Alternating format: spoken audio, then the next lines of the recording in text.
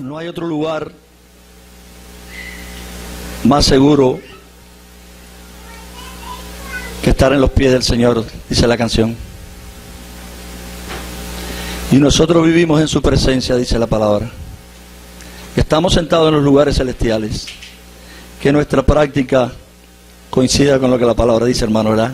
Que vivamos en una comunión constante con ese Señor, disfrutando del manjar que Dios tiene allí para nosotros, cada día.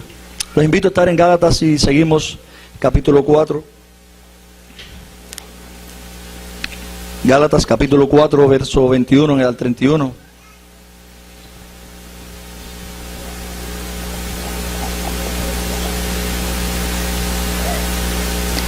Y dice la palabra en el verso 21, decidme, los que queréis estar bajo la ley, ¿no habéis oído la ley? Porque está escrito que Abraham tuvo 2 hijos,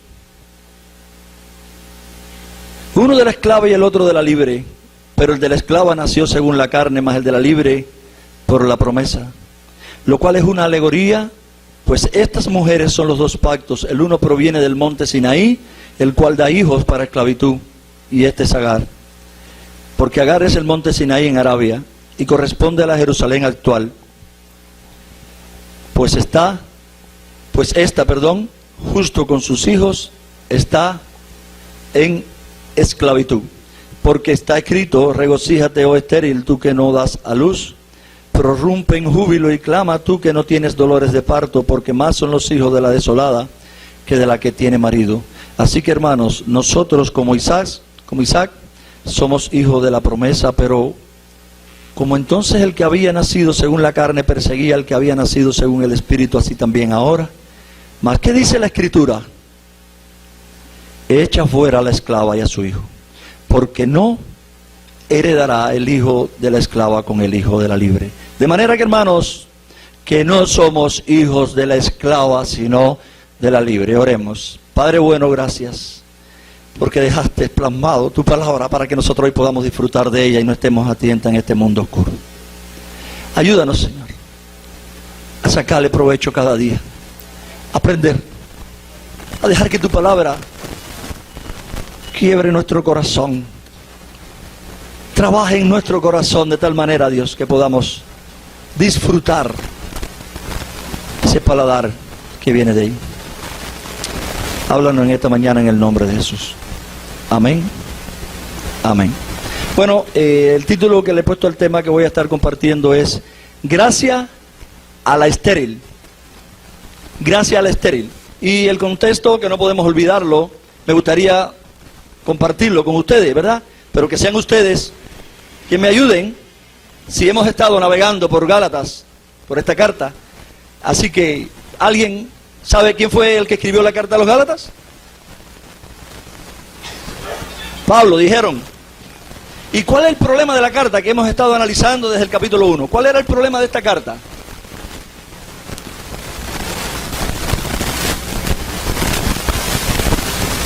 Habían algunos, pero el problema primero, antes de llegar ahí, había una división social y racial. Habían algunos que estaban tratando de enseñar la ley, legalismo, en la iglesia donde Pablo había enseñado el evangelio de la gracia de Dios. Ahora, ¿qué pasó con esos maestros? ¿Qué insistían ellos en hacer qué cosa? ¿Qué querían ellos que los gentiles hicieran? Que practicaran las costumbres de los judíos para que así fueran agradables delante de Dios, para que fueran aceptados delante de Dios. Y esto Pablo dice que era un ataque ¿a quién? ¿A Pablo? No era un problema de Pablo, no es un problema de hombre. Era un ataque directamente contra el evangelio de la gracia de Dios. Así que el punto central de Pablo en toda su carta es que Pablo quería presentar a Cristo como el cumplimiento de las promesas de Abraham. Así lo viene presentando, cumplimiento de las promesas de Abraham, específicamente Él es la simiente prometida que viene a traer libertad, y así lo viene presentando en toda la carta de los Gálatas. Pablo expresa una indignación, lo vimos también en el contexto, hermano, indignación con estas iglesias porque habían dejado el evangelio por un evangelio distinto. No hay ningún evangelio fuera del evangelio de la gracia de Dios, hermano. Hay una sola buena noticia salvadora, que es Cristo, el regalo de Dios. Así que solo hay un evangelio. ¿Y cuál es el primer escenario? El primer escenario está en los versos 22 y 23. Hay el fondo histórico en lo que vamos a estar viendo hoy, hermano. Y la palabra dice en el verso 22, porque está escrito que Abraham tuvo dos hijos, uno de la sierva y otro de la libre, pero el hijo de la sierva nació según la carne, y el hijo de la libre, por medio de la promesa. ¿A quiénes estaba hablándole Pablo? ¿A quiénes Pablo le estaba hablando esto? Y él dirige las exhortaciones a aquellos que, como dice el verso 21, a los que desean estar bajo la ley. Aquellos que deseaban vivir esclavos de una ley. Por eso les dirige ahí en el verso 21 a los que deseáis estar bajo la ley, es decir, aquellos que suponen que su relación con Dios depende de regulaciones, aquellos que suponen que su relación con Dios depende de tradiciones, aquellos que suponen que su relación con Dios depende de ceremonias. Y hay muchos de esos hoy. Ahora, ¿y qué le dice Pablo? Y él le dice, no oyeron la ley, no han oído la ley, no oís la ley. Y la palabra ley, la escritura, haciendo referencia a la escritura del Antiguo Testamento, pero haciendo referencia mayormente al Pentateuco, a los primeros 5 libros. Y Pablo lleva a tales personas a su propio terreno. Es como hacer pelear a las personas en su misma tierra. Le dice, ¿ustedes quieren vivir bajo la ley? Bueno, escuchen, vamos a ver, vamos a tu terreno. Y lo que les está diciendo es, ¿ustedes quieren estar bajo la ley? Bueno, vamos a ver lo que dice la ley. El problema de Pablo con los judaizantes no era entonces que ellos eran judíos, hermano, sino que no eran lo suficientemente judíos. Y les he dicho en otras prédicas en el libro de los Gálatas que el problema del religioso hoy, del legalista hoy, no es que quiera agradar a Dios. Los que no viven bajo la ley quieren agradar a Dios, hermano. Los libertinos no quieren agradar a Dios. El problema no es ese, sino que no viven de acuerdo a lo que la misma ley dice. Porque les estuve anunciando que el religioso, el legalista en la iglesia quiere bajar la ley de Dios para que el hombre pueda cumplir la ley de Dios. Por eso es que es una falsedad y es un error. Porque si pusiera la ley de Dios como Dios lo dice, ninguno pudiera cumplirla. Y eso es lo que pasa. Y Pablo usa de manera particular la historia de Abraham, Sara, Agar, Ismael, Isaac. ¿Y por qué usa esta porción? ¿Por qué ahora en esta carta a los Gálatas se usa esta porción? Bueno, posiblemente porque era usada por los judaizantes para manipular a los gentiles, para incentivarlos a hacerse judíos, para entonces que fueran aceptados como hijos de Abraham. Los manipulo, mira, si hacen esto y esto y esto, ustedes pueden llegar a ser hijos de Abraham, posiblemente. ¿Y qué fue lo que pasó en la historia que Pablo está mencionando de Abraham? Bueno, de una manera muy breve voy a estar hablando que Abraham y Sara estaban decaídos. ¿Por qué, hermano? Porque no tenían hijos, no tenían heredero que diera cumplimiento a la promesa de la gran nación que Dios le había prometido. Y Abraham solo tenía un siervo llamado, un esclavo que se llamaba Eliezer. Pero Dios le dijo, tu heredero no será este, sino que uno saldrá de tus entrañas y él será tu heredero. Y es bueno conocer el contexto de lo que Pablo está usando aquí. La intención de Dios era entonces darle a Abraham un hijo y un heredero cuando humanamente hablando parecía imposible. Ahorita decíamos Dios de lo imposible. No había posibilidad. Así que Abraham debía descansar ¿en qué? En la promesa de Dios. Y eso es fe. Descansar en la promesa de Dios.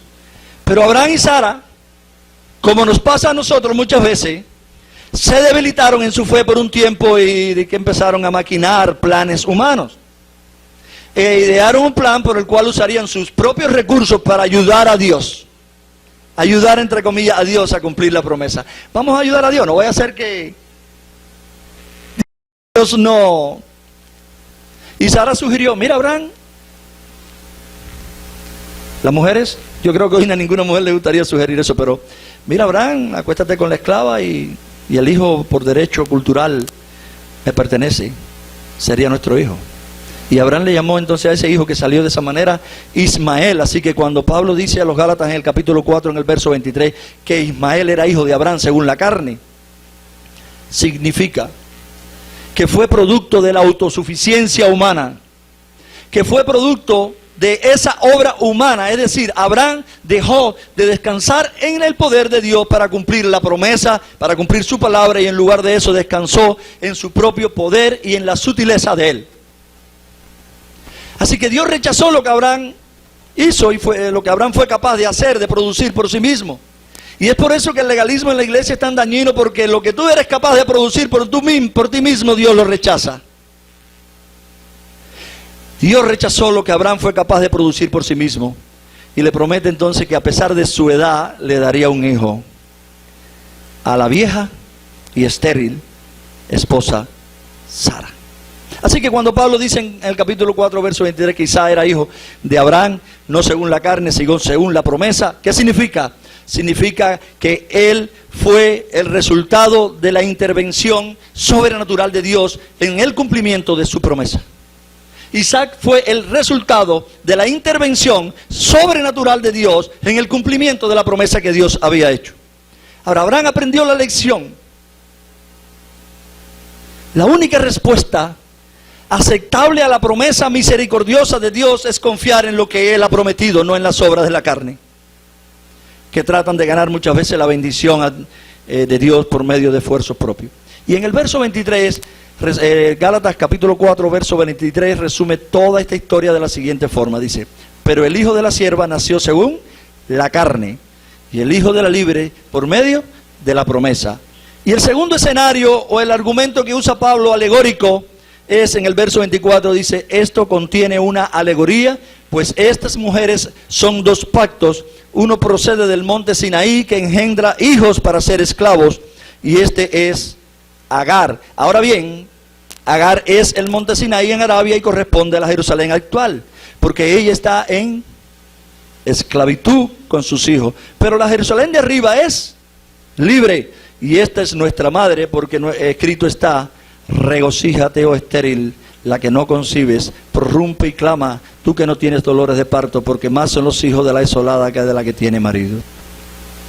En el verso 24 aparece una alegoría. El apóstol está usando una alegoría. Una alegoría es una metáfora, hermano, para los que estuvieron en el taller, que están locos por ver qué voy a hacer con esto ahora. Hermano, esto no es una interpretación alegórica.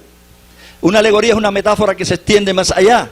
Es decir, una representación de algo más que el significado literal que tenía. Y no estoy diciendo que el significado original de este pasaje de Génesis, cuando está usándose ahí, tiene que referencia al Sinaí, a Jerusalén. Para nada, está hablando de algo muy real en el momento que estaba. Simplemente Pablo lo está utilizando de una manera comparativa, y es lo que está haciendo aquí. Está haciendo una comparación. ¿Por qué hace una comparación?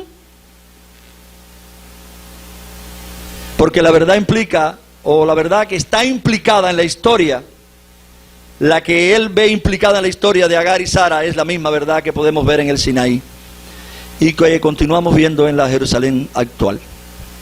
Y el comentarista William Hendricks dice: por tanto, estas cosas son verdaderas como acontecimientos históricos y muy valiosos como una ilustración para ti y para mí hoy.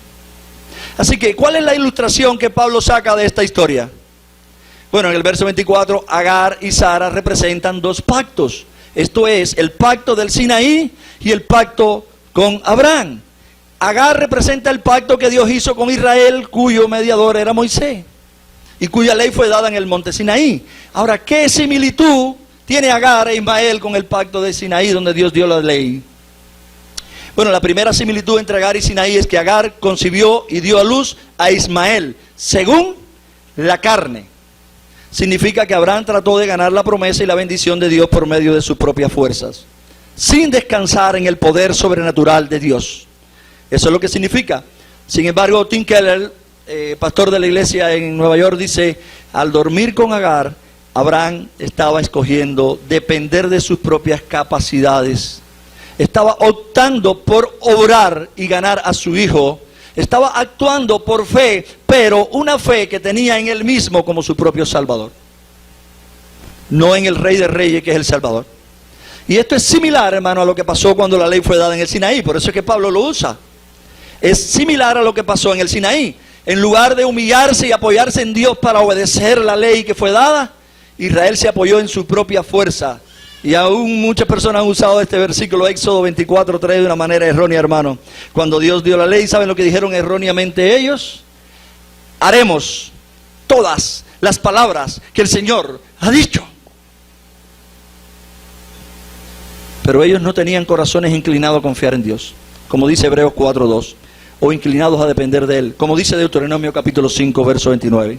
Por tanto, todo lo que Israel produjo, cuando dice, haremos lo que está escrito, el resultado de ese obrar en las fuerzas propias, todo lo que Israel produjo cuando trataron de guardar la ley por sus propias fuerzas fue legalismo, que no heredaría absolutamente nada. Por eso es que Pablo lo está trayendo, y Pablo era judío, fariseo. Y la segunda similitud entre Agar y Sinaí es que ambos dieron a luz hijos esclavos. El verso 24 dice que Agar representa un pacto, el cual procede del monte Sinaí, que engendra hijos para esclavos. Y dado que Ismael no fue aceptado como el heredero, hermano, ¿el heredero quién fue? Isaac. Dado que Israel no fue aceptado como el heredero, fue como su madre, un esclavo. Y cuando los israelitas tomaron la ley sobre sí mismos sin confiar en Dios, y es lo que pasa con el legalismo hoy, sin confiar en Dios se volvieron esclavos, porque ellos no tenían libertad para cumplir la ley de todo corazón, y porque su incredulidad los encerró en desobediencia y los excluyó de la herencia. Así que tratando de traer la metáfora acá a Pablo, a la época actual y a nosotros también hoy, al final del verso 25 Pablo dice, y corresponde a otra Jerusalén, no a la terrenal. Dice, y corresponde a la Jerusalén actual, porque ella, perdón, me equivoqué, corresponde a esta Jerusalén actual que tenemos, que sabemos hoy, dice, porque ella está en esclavitud con sus hijos. Y esto es claramente un ataque sobre los judaizantes que habían venido de Jerusalén. Y Pablo lo que está diciendo, ustedes judaizantes vinieron de Jerusalén, ustedes son esclavos.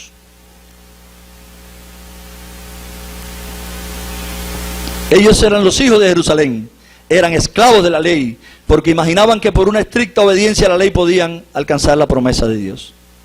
Y el punto aquí, mis hermanos, que Pablo le está diciendo a esta iglesia y que ya podemos empezar a chupar para nosotros, es, no sigan a los falsos maestros. Esta mañana lo mencioné, no sigan a los falsos maestros. Ellos te pueden mostrar cómo ser hijo de Abraham, pero cuidado, porque si los sigues serás un Ismael, no un Isaac. Cuidado con los falsos maestros que te harán Ismael, esclavo, de reglas, de cumplimiento. Pero no te harán un Isaac heredero. Ahora, ¿qué relación tiene Sara? Bueno, Sara representa el pacto con Abraham que produce hijos libres. Pero en este caso Pablo pasa seguidamente a la situación actual de la Jerusalén de arriba, la otra Jerusalén. Y dice allí, pero la Jerusalén de arriba es libre, esta es nuestra madre. Y hay una diferencia entre la Jerusalén legalista y la de arriba.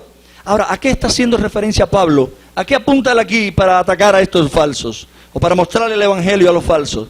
Lo que quiere decir con la Jerusalén de arriba lo podemos ver en Colosenses, hermano, 3, verso del 1 al 3. Y muchas veces se ha usado para decir muchas cosas, a veces no llegando al punto del Colosenses capítulo 3. Y lo que dice Colosenses capítulo 3, versículo del 1 al 3 es algo que ustedes conocen. Si habéis resucitado con Cristo, ¿buscar qué? Las cosas de arriba. ¿Cuáles son las cosas de arriba? Donde está Cristo sentado a la diestra de Dios. Pongan la mira en las cosas de arriba, no en las de la tierra.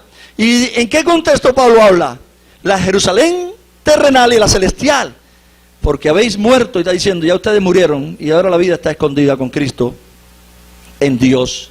Ahora, la Jerusalén de arriba representa, hermano, y es bueno que tengamos presente siempre, representa al verdadero pueblo de Dios. El verdadero pueblo de Dios, que no viene de cumplimiento de leyes, viene de una obra sobrenatural de Dios. Y es el gran milagro por el que tú y yo hoy podemos dar gracias. El verdadero Israel, la Jerusalén de arriba habla del verdadero Israel, los verdaderos hijos de Abraham, los hijos libres de Sara, aquellos cuyos nombres están registrados ahí, dice la Escritura, que no serán borrados. ¿Y qué caracteriza a los hijos de Abraham, a los verdaderos hijos de Abraham que estarán ahí, o que están ahí? ¿Qué los caracteriza? Bueno, Sara representa a esa ciudad porque ella dio a luz a Isaac, no por confiar en sus fuerzas, sino por un acto sobrenatural de Dios, quien obró desde arriba en cumplimiento a su promesa. Por tanto, lo que caracteriza a los pertenecientes a la Jerusalén celestial es que hemos nacido por un acto sobrenatural de Dios. No es la fe del hombre puesta en Dios. La fe que es un don de Dios dada al hombre para que el hombre pueda creer en ese Dios, en toda la obra que Dios ha hecho. Y los que nacen de arriba son los que están inscritos en el libro de la vida. Los que han confiado en que por mi fuerza ni por mi fe humana puedo alcanzar nada de eso.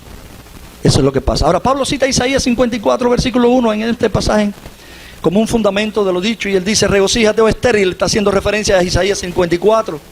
Dice: la que no concibes, prorrumpe y clama, tú que no tienes dolores de parto, porque más son los hijos de la desolada que de la que tiene marido. Y lo interesante de la cita de Isaías es que habla de dos mujeres, pero no habla de Sara y Agar.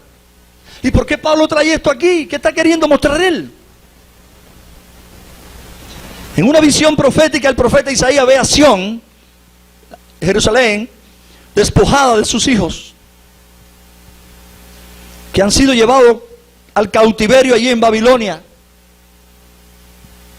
Dios le envía entonces por medio del profeta un mensaje de regocijo, a pesar del dolor y de haber sido cautivos en Babilonia. Y ella, aunque ahora era estéril, está hablando del pueblo, aunque era estéril o sin hijos, sería fructífera. Y Pablo usa esta cita, hermano, porque aunque la profecía de Isaías se cumplió parcialmente ahí después de la restauración de los judíos en la tierra prometida, el cumplimiento máximo al que apunta lo tenemos en la iglesia cristiana, pues los que confían en el Señor y los que buscan al Señor, por supuesto, si alguien lo busca es porque Él te buscó y Él hizo toda la obra sobrenatural. Los que confían en el Señor, los que confían en su justicia, son la verdadera descendencia de Abraham. Y eso es lo que está queriendo enseñar Pablo. No son los que cumplen reglas, son los que descansan en la obra sobrenatural de Dios. ¿Y qué es lo que Pablo quiere transmitir al final? Bueno, el verso 28 dice que si estaban unidos a Cristo por medio de la fe, confianza en Él, como Isaac, eran hijos de la promesa, justificados, portadores del Espíritu Santo en sus corazones. Y quiero que estemos, hermanos, trayendo un poquito esto hasta nosotros, porque ya hemos estado hablando de lo que Pablo dijo, pero vamos a llevar un poquito más allá. ¿Cuál es el resultado de ser como Isaac para ti y para mí? Y les decía la otra semana cuando prediqué que voy a tratar de usar la mayor cantidad de aplicaciones, porque no sé cuándo vuelvo a usar este pasaje para predicar. Entonces no queremos pasar desperdiciando. Hermano, yo creo que necesitamos una dieta donde podamos llevar y chupar todo lo que Dios tiene para nosotros. Entonces, ¿cuál es el resultado de ser como Isaac? Bueno, si somos como Isaac, debemos esperar ser tratados como él fue tratado. De parte de su medio hermano, ¿cómo fue tratado? Persecución. Y dice la palabra: pero así como entonces el que nació según la carne. ¿Quién fue el que nació según la carne? Ismael. Pero así como el que nació según la carne persiguió al que nació según el Espíritu. ¿Quién nació según el Espíritu? Entonces la persona espiritual no es aquella que grita y brinca y se eriza, hermano. La persona espiritual es la que confía en la obra sobrenatural del Espíritu de Dios y la que descansa totalmente en la obra que Dios hace, que hizo y que va a seguir haciendo, y no en méritos propios. Pero dice: así que como el que nació según la carne persiguió al que nació según el Espíritu. ¿Qué dice el final ahí? Así también sucederá ahora, en el momento que fue escrita la carta. Ismael ridiculizaba, hermano, cuando lean la historia lo van a ver, y se burlaba de su hermano Isaac. De igual manera, o de igual forma, la iglesia de Cristo debería esperar lo mismo. Los que han confiado en la obra de Dios y han nacido por la obra sobrenatural de Dios, deberían esperar lo mismo. Y una de las cosas que este pasaje deja claro, como lo ha expresado John Stott, uno de los hombres de Dios, es que la persecución de la iglesia verdadera no siempre viene del mundo. No es el mundo contra la iglesia. La persecución de la iglesia verdadera no viene de esas personas que son desconocidos, sino también de medios hermanos, gente religiosa de la iglesia nominal, es decir, que pertenecen a una nómina, pero no tienen una relación íntima con ese Señor y no han experimentado esa gracia de Dios en su vida como respuesta, es decir, que pueden responder en fe, como el producto o el resultado de la obra de Dios. Y están en una nómina en una iglesia, están matriculados, hermano, en la secretaría de la iglesia, pero realmente no tienen mucho que ver con el Rey de Reyes. Y eso es lo que está enseñando este hombre.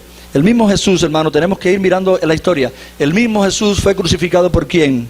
¿Por los paganos? No, los que le dijeron crucifícale fueron los mismos religiosos de la nación. La principal oposición que tuvo el ministerio de Pablo, ¿quién fue? Los judíos religiosos. Así sucedió en la historia cuando el papado persiguió con una actitud feroz. ¿A quiénes? A los protestantes. Y los principales enemigos del cristianismo hoy no vienen de afuera, hermano, sino de adentro. Isaac siempre ha sido burlado y perseguido por Ismael. Y dice la Escritura, y seguirá. Isaac siempre va a ser perseguido por Ismael. No todo el que está en la iglesia es Isaac, o está representado con Isaac. De hecho, creo que es una buena oportunidad, hermano. Y eso es lo que quiero con las aplicaciones siempre. Por eso les digo, podemos ver videos en nuestras casas, hermano, pero te vas a perder la aplicación directa de lo que está pasando en nuestras vidas aquí. Y es una buena oportunidad para examinarnos a nosotros. Porque si somos de aquellos que vivimos persiguiendo y criticando a todos a causa de la libertad que hay en el Evangelio, probablemente, posiblemente somos Ismaeles espirituales. Si no somos Ismaeles espirituales, podemos rápidamente decir, Señor, perdóname, ¿qué he estado haciendo? Siendo un Isaac, me he estado pareciendo a Ismael. Vuelvo a repetir, creo que es una buena oportunidad ahora en este punto para examinarnos a nosotros. Porque si estamos o somos como aquellos que viven persiguiendo y criticando a otros a causa de la libertad en el Evangelio, posiblemente somos Ismaeles espiritual. Y la segunda cosa que podemos esperar es de parte del padre Abraham. ¿Saben lo que esperó Isaac de Abraham? Herencia. Y dice el versículo allí que dice la Escritura, echa fuera la sierva y a su hijo, pues el hijo de la sierva no será heredero con el hijo de la libre. Aunque Isaac experimentó la persecución de su medio hermano, Ismael, fue él, el heredero de Abraham, que recibió la herencia prometida. Y aquí hay una lección, hermano, una aplicación que tiene una tremenda lección para ti y para mí hoy, acerca de la identidad en Cristo. ¿Quiénes somos? Somos como Isaac, no como Ismael. Si hemos confiado totalmente en la obra del Señor Jesucristo, si hemos podido creer, como dice la Escritura, ¿le crees? ¿Crees esto? Si puedes creer y descansar totalmente en esa obra de Él, somos como Isaac, no como Ismael. Es decir, no somos descendientes según la carne. No es la fe humana puesta en Dios, es la fe que es don de Dios puesta en el hombre para que el hombre pueda descansar en Dios. Somos descendencia espiritual, no somos sus hijos naturalmente, sino de manera sobrenatural. Es una obra sobrenatural. Y el primer milagro, como se ha estado anunciando en las canciones, el primer milagro en tu vida y en la mía es que pudimos ver, pudimos creer. Porque eso no es una obra tuya, hermano. Cuando tú le atribuyes una obra como el creer a ti o a mí, eso es arrogancia. Estamos tratando de llevarnos que yo sí creo. Pero la Escritura dice que si no fuera por la obra de Dios, ninguno creyéramos. Porque todos, dice, se desviaron. Ninguno busca a Dios. Pero Dios nos busca. Dios busca al pueblo escogido y lo trae. Le pone fe en su corazón. Él le pone el Espíritu de Dios para que esté guiándolo a toda verdad. Y eso es lo que hace Dios en aquellos que Él escogió. Así que, hermano, nuestra vida real no es como en el caso de Ismael, no es el resultado de una obra humana. Y es bueno aprender a ver a Dios obrando. Lo que hizo, lo que sigue haciendo hoy, no es el resultado de una obra humana, sino de una obra de Dios en nosotros. Es el cumplimiento a su promesa de hacernos pueblo y de darnos su Espíritu. Y muchas personas quieren hacer obra humana incluso para recibir el Espíritu. Pero el Espíritu de Dios viene como un regalo de Dios por creer, y el creer viene como regalo de Dios. Todo es un regalo de Dios. Así que somos herederos, no esclavos. Hermano, además en el pasaje podemos extraer otras lecciones y tenemos una lección acerca de la fe que agrada a Dios. Si le preguntamos al ser humano, todo el mundo tiene fe. Si le pregunta a una persona no cristiana, dice que tiene fe. Todo el mundo tiene fe, hermano. Ahora, no toda la fe agradan a Dios. E incluso dentro de la iglesia hay muchas personas con muchos tipos de fe. Pero una de las cosas que se caracteriza, o mejor dicho, que caracteriza a los ciudadanos de la Jerusalén de arriba, es que descansan, y eso es fe, descansan en el poder de Dios y no en las propias fuerzas. Y esa es la única fe que agrada a Dios. No es lo que tú y yo podemos hacer para Dios, es lo que Dios hace a través de nosotros, lo que le agrada a Dios. Así que los que descansan en el poder de Dios y no en su propia fuerza. Por tanto, hermano, la recomendación, después de entender esto, abandonemos nuestros recursos, hermano. Nosotros siempre estamos tratando de traer recursos para mostrárselos a Dios. Abandonemos nuestros recursos y en confianza, en descanso, adoptemos el método de Dios. Y es a lo que los estoy llamando, a volvernos a la Escritura. Usemos las armas, como decía el pastor anoche, o los recursos espirituales que Él mismo nos ha dado, no los que tú y yo creemos que son los mejores. Usemos los recursos que Dios nos ha dado. Toda lucha que salga de aquí, del corazón humano, de la tendencia natural, es una lucha carnal. Y estas historias nos recuerdan, hermano, como decía el autor ahorita, nos recuerdan que luchar en nuestra fuerza siempre trae un caos y desintegración. Número 3, la tercera lección que podemos sacar para ti, para mí hoy, es la lección acerca de la esclavitud y la libertad, hermano. Cuando la ley de Dios coaliciona con un corazón que no confía en Dios, hay esclavitud. Cuando la ley choca con un corazón que no confía en Dios, hay esclavitud. Y es por eso que muchos que profesan ser creyentes parecen esclavos en las iglesias. Porque no tienen un corazón que confía en Dios. Simplemente están cayendo atrás de la ley de Dios, pero no tienen un corazón que confía en Dios. Pero qué diferente es el cuadro cuando una persona se sujeta a la ley de Dios porque ama a su Dios y confía en la palabra de Dios. La sujeción a la ley de Dios ahora es diferente. Porque lo que está primero es que ama a su Dios.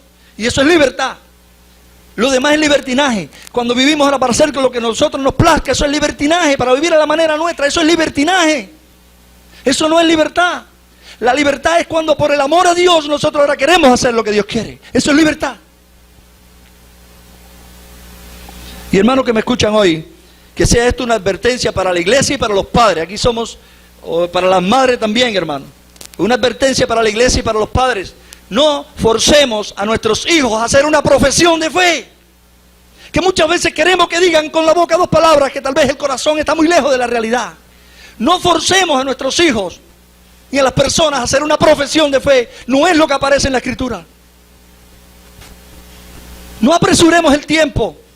Porque si los entramos forzadamente a la iglesia visible, a este grupo, hermano, los corazones no han sido transformados. ¿Saben lo que habrá? Una coalición con la ley de Cristo. Y el resultado será, ¿saben qué, hermano? Para la iglesia, para tus hijos y los míos, jóvenes que dicen ser hermanos de Isaac, pero se parecen mucho más a Ismael. Y al final, Ismael se va. No forcemos a nuestros hijos a hacer una profesión para quedar bien. El mensaje del Evangelio es arrepentimiento y fe. Y a veces nosotros queremos una profesión y lo tildamos y le ponemos el cuño de que ya es cristiano. Hermano, no hagamos esclavos. No hagamos esclavos. Y parte del punto de Pablo, y quiero que sepan, hermano, para si algunos están pensando, sí estamos llamados a hacer evangelismo, sí, a la manera de Cristo. Y siempre me llamó la atención cuando el apóstol vio al hombre rico que le decía, rico, ¿qué tengo que hacer para heredar la vida eterna, hermano? Siempre yo me erizo porque yo digo, este es el tesorero próximo de la iglesia si viene aquí. Rico y queriendo, no, ese es el tesorero. Claro, el Señor piensa diferente a mí. El Señor le dijo, los mandamientos sabes. Porque él venía con una actitud errónea. Y lo sabes. Y cuando él le dice, ya él había bajado los mandamientos y él los había cumplido a su manera. Eso lo he hecho desde mi chiquitito, desde que soy nuevo. El Señor le dice, así. Claro, el Señor estaba claro, le dice, te falta una sola cosa entonces. Vende cumplimiento de uno de los mandamientos de la codicia. Vende lo que tiene y dáselo a los pobres. Ven entonces. Dice que él hizo así. Y se fue muy triste. Pero lo que me impresiona es que Jesucristo dejó que se fuera triste. Y nosotros le decimos, repite conmigo rápido. Escudriñemos la Escritura, hermano, y veamos la manera de Dios y de los apóstoles de anunciar el Evangelio. Tim Keller, pero antes de usar el comentario de Tim Keller, quiero ver el punto de Pablo aquí. Y el punto de Pablo es mostrar que los más orgullosos, hermano. Y estoy pensando en Paul Guache que dice, si llenamos con métodos carnales la iglesia, después tendremos los líderes que buscar métodos carnales para mantenerlos adentro de la iglesia. Porque cuando no le pongamos métodos carnales se van a ir. Y ese es el peligro que tenemos. Así que, por tanto, el punto de Pablo es mostrar que los más orgullosos, que los más moralistas, que los más religiosamente capaces, muchas veces son los que se quedan fuera de la familia de Dios. Y Tim Keller dice nuevamente, el problema del religioso es que su salvador es su propio mérito. Jesús puede ser el ejemplo para ellos, y eso es lo que hace el religioso. Jesús es mi ejemplo, pero no su salvador. Son ismaeles espirituales siempre viviendo en esclavitud. Podemos sacar una lección acerca del evangelio, hermano. A algunas personas les perturba el hecho de que Agar, que en la historia fue una víctima, hermano. ¿Cuántos sabemos que fue una mujer que fue traída como esclava? Una mujer esclava traída aquí ahora, y ahora la obligan a acostarse con un hombre viejo. ¿Fue víctima o no? Y ahora la usan aquí como el ejemplo negativo. Bueno, hermano, a algunas personas les perturba eso, que en la historia verdadera es una víctima inocente y que represente algo tan negativo.